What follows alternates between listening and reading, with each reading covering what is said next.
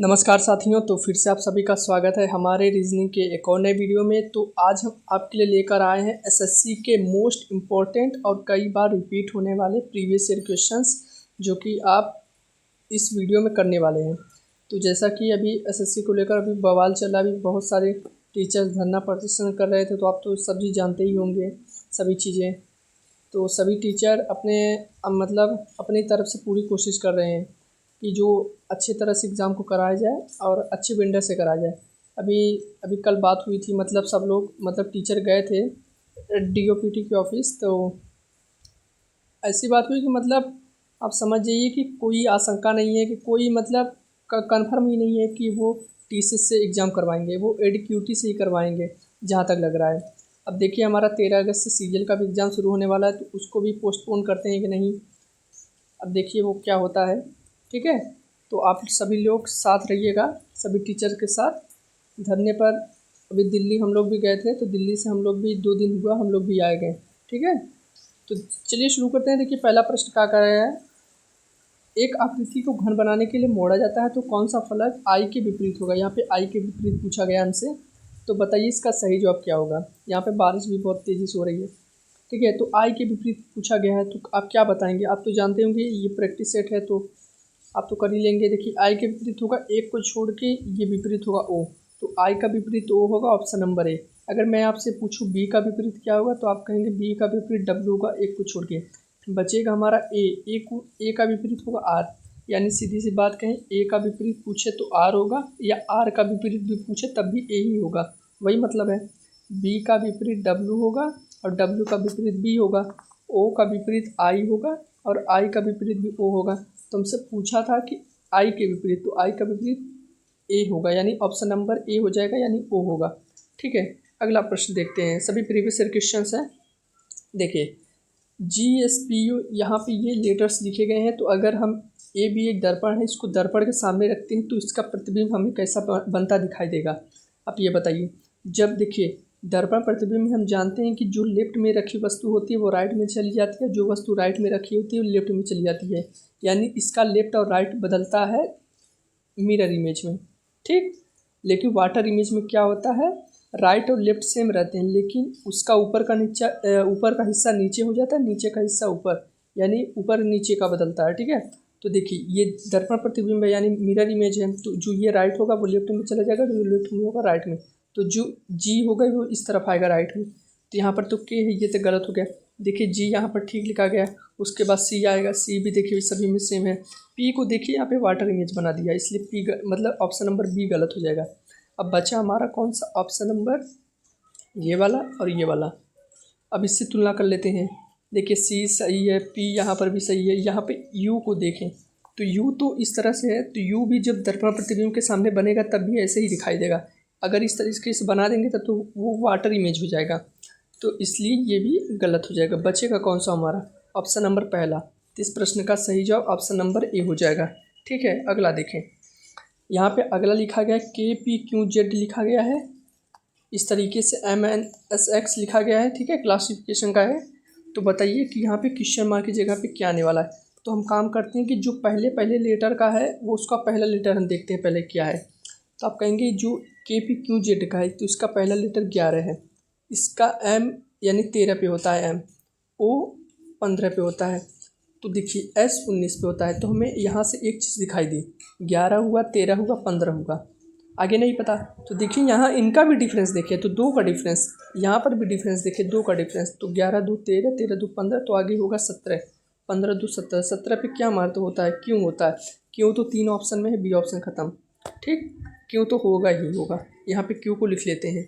अब एक काम करते हैं कि इसका दूसरा लेटर पी का होता है 16, एन का होता है 14, एल का होता है 12। तो देखिए 16 हुआ, फिर 14 हुआ, फिर 12 हुआ। ठीक, तो क्या हुआ, दो संख्या घटती गई, दो संख्या घटती गई, तो अगला होगा 10। तो 10 पे क्या होता है, आप कहेंगे जे होता है। क्यों जे से 2 ऑप्शन शुरू हैं, option number A, option number B. ठीक, तो क्यों जे तो आ गया।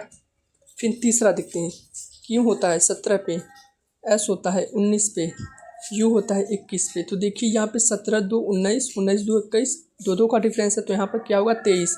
तीसरे का हम देख रहे हैं, तो 23 पे क्या होता है, आप कहेंगे डब्ल्यू होता है। डब्लू होता है, तो क्यू जे डब्लू कौन सा ऑप्शन होगा? ऑप्शन नंबर सी ही होगा। आगे भी देख लेते हैं। जेड 26 पे होता है, ये होता है 24 पे, ये होता है 22 पे। दो दो का मतलब दो दो संख्याएं कम हो रही हैं, तो 22 हो गया, फिर आ जाएगा 20। 20 पे क्या होता है? टी। तो क्यू जे डब्लू टी कौन सा ऑप्शन होगा? ऑप्शन नंबर आप कहेंगे सी हो जाएगा। ठीक, ऑप्शन नंबर सी इस प्रश्न का सही जवाब होगा। अगला प्रश्न देखें। अगला प्रश्न है, यहाँ पे कह रहा है कि राज्य जिला कॉलोनी के लिए सबसे अच्छा जो फिगर होगा वो कौन सा बनेगा? तो आप जानते हैं जो राज्य होता है, सॉरी जो जिला होता है, वो जिला किसके अंतर्गत आता है? आप कैसे डिफरेंस मतलब कैसे करेंगे इस सवाल को? मतलब इस क्वेश्चन को किस तरीके से करेंगे? तो आप कहेंगे अगर हम इसको जिला मान लेते हैं, रुकिए, अगर हम इसको जिला मान लेते हैं, मान लीजिए जिला है, तो जिला भी तो राज्य के ही अंदर ही आएगा। तो राज्य हो गया, राज्य के अंदर जिला हो गया। क्या राज्य और जिला से कॉलोनी का कोई संबंध है? तो आप क्या बताएंगे? आप कहेंगे बिल्कुल, जिले में कॉलोनी भी हो सकते हैं ऑप्शन के अनुसार। तो ऑप्शन नंबर सी हो जाएगा। अब आप ऐसा नहीं कह सकते कि ये वाला ऑप्शन नंबर डी। क्यों नहीं कह सकते? क्योंकि आप कहेंगे कि जो कुछ राज्यों में क्या कॉलोनी होते हैं, लेकिन ज़िले में भी कॉलोनी होते हैं, ऐसा तो बात है नहीं। तो जो इसका सबसे परफेक्ट आंसर होगा वो होगा ऑप्शन नंबर सी। ठीक है, ऑप्शन नंबर सी हो जाएगा। अगला देखें, यहाँ पे त्रिभुजों की संख्या, नंबर ऑफ ट्राइंगल्स बताइए कौन सा होगा, मतलब कितने होंगे? ठीक है, तो बताइए। ऐसे जानते हैं इसमें कितने त्रिभुज हैं? आप कहेंगे एक त्रिभुज। अगर एक मैंने यहाँ पे लंब डाल दिया, परपेंडिकुलर एक लाइन खींच दी, तो कितने त्रिभुज हो जाएंगे? आप कहेंगे एक बड़ा वाला और एक ये वाला और एक ये वाला, टोटल 3 त्रिभुज। यानी इसको जो करने का शॉर्ट ट्रिक है ये है, ये एक है, ये 2 भाग में बटा, तो 1 और 2 को आपस में जोड़ दिए 3 त्रिभुज। तो देखिए इसके अनुसार तो ये 3 त्रिभुज ऐसे ही हो गए। फिर इसके कारण भी तो होंगे, ये छोटे के कारण 3 त्रिभुज, तो 3 और 3 कितने हो जाएंगे टोटल? आप कहेंगे 6 हो जाएंगे। इसके अलावा तो कोई बनेगा नहीं। जैसे देखिए एक यहाँ पर और एक यहाँ पर, इसके कारण टोटल 3 त्रिभुज बने। ठीक, फिर ये कौन सा होगा? एक छोटा सा होगा। छोटा सा कौन सा होगा? ये वाला। तो देखिए 1 2 टोटल जोड़ देंगे 3, यानी 3 और 3 टोटल 6 हो जाएंगे। तो ऑप्शन नंबर 20 प्रश्न का सही जवाब हो जाएगा। ठीक है, अगला देखें प्रश्न क्या कर रहा है। अगला प्रश्न एक सीरीज दी गई है कि 12 18 27 39 54 क्वेश्चन मार्क। अब बताइए इस प्रश्न का सही जवाब क्या होगा? ठीक है, क्या होगा इस प्रश्न का सही जवाब? तो देखिए डिफरेंस के बेसिक पर जाएं तो आप कहेंगे कितना का डिफरेंस है? आप कहेंगे 12 से 18 की तरफ जाएंगे, आप कहेंगे 6 का डिफरेंस है। 18 से 27 9 का डिफरेंस है। 27 से 29 आप कहेंगे 12 का डिफरेंस है। यहाँ से यहाँ पे जाएंगे तो आप कहेंगे 15 का डिफरेंस है। ठीक, तो आप यहाँ पे ध्यान से देख सकते हैं कि 6 हुआ, फिर 9 हुआ, फिर 12 हुआ, फिर 15 हुआ। आपको कुछ समझ में आ रहा है? आप कहेंगे हाँ। क्या? क्योंकि देखिए यहाँ पे 6 से 9 हो गया 3 का डिफरेंस, 9 से 12 हो गया 3 का डिफरेंस, 12 से हो गया 3 का डिफरेंस। या ऐसा भी कर सकते हैं कि 3 को जोड़ा गया है, तो 15 में भी 3 को जोड़ेंगे तो क्या आप कहेंगे 18। फिर ये 18 किस तरीके से डिफरेंस आएगा? जब 54 में आप 18 को जोड़ेंगे तो आप कहेंगे 54 में 18 को जोड़ेंगे तो आप 72 आ जाएगा। तभी तो 54 और 72 का डिफरेंस जो होगा वो 18 का होगा।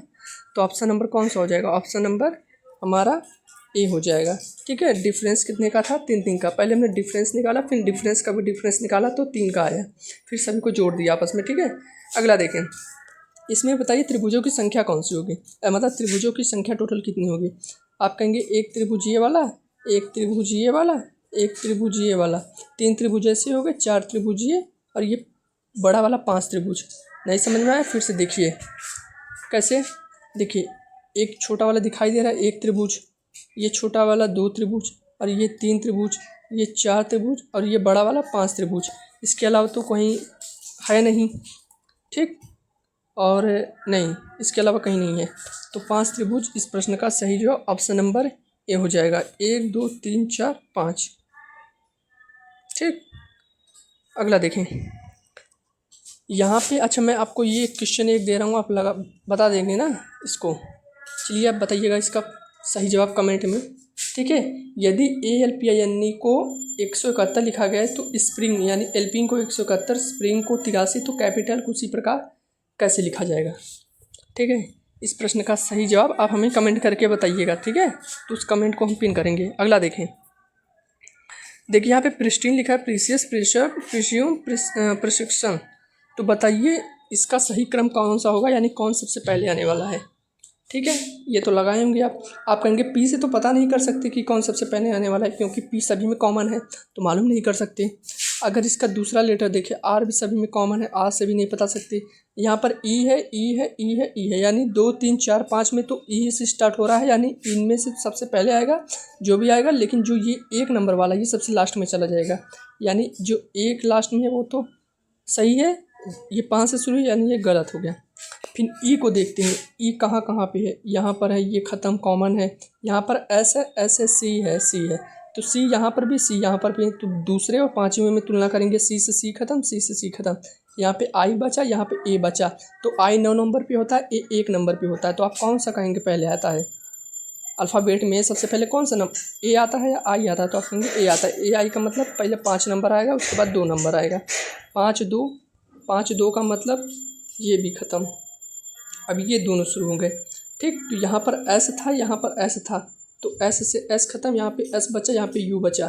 तो अल्फ़ाबेट में तो एस पहले आता है कि यू पहले आता है। आप कहेंगे यू 21 नंबर पे होता है, एस 19 पे, यानी सबसे पहले 3 नंबर आएगा, उसके बाद आएगा 4 नंबर, फिर लास्ट में हमारा बच जाएगा 1 नंबर ये वाला। तो 5 2 3 4 1, 5 2 3 4 1, 5 2 3 4 1, ऑप्शन नंबर बी हो जाएगा। बी इस प्रश्न का सबसे सही जवाब हो जाएगा। ठीक है, आप कितने क्वेश्चनों को सही कर पा रहे हैं आप अपने से अंदाज़ा लगाइएगा अपने आप को। ठीक है, क्योंकि ये सभी प्रीवियस ईयर क्वेश्चन आए हुए हैं। ठीक है, अगला देखें। यहाँ पर देखिए लिखा है 54 एंड यहाँ पे चित्र बनाया गया है। फिर यहाँ पे इसका मतलब दिया गया है कि क्या होगा, मतलब डॉलर के यहाँ पर अर्थ है प्लस, एट द रेट का अर्थ है यहाँ पे माइनस, हैशटैग का अर्थ है गुणा, और एंड का अर्थ है भाग।